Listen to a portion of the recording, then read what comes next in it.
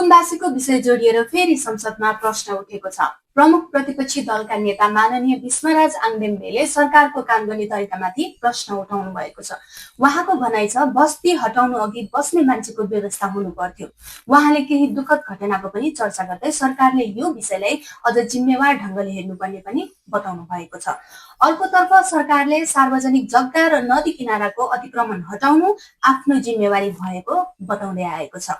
कानून सबैका लागि बराबर लागू हुनुपर्छ र सार्वजनिक सम्पत्तिको संरक्षण गर्नु राज्यको दायित्व हो भएको बताउँदै आइएको छ।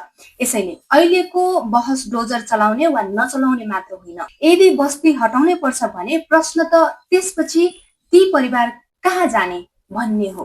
त्यहाँ बसिरहेका नागरिकको व्यवस्थापन कसरी गर्ने, उनीहरूलाई कहाँ राख्ने र दीर्घकालीन समाधान के हो त?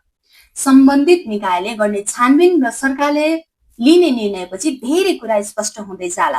राज्यले कानून पनि पालना गराउनुपर्छ र नागरिकको मानवीय पक्ष पनि बिर्सिनु हुँदैन, किनभने अन्तिम लक्ष्य एउटै हुनुपर्छ, कानूनको पालना पनि होस् र कुनै नागरिकले अनावश्यक दुःख पनि भोग्न नपरोस्।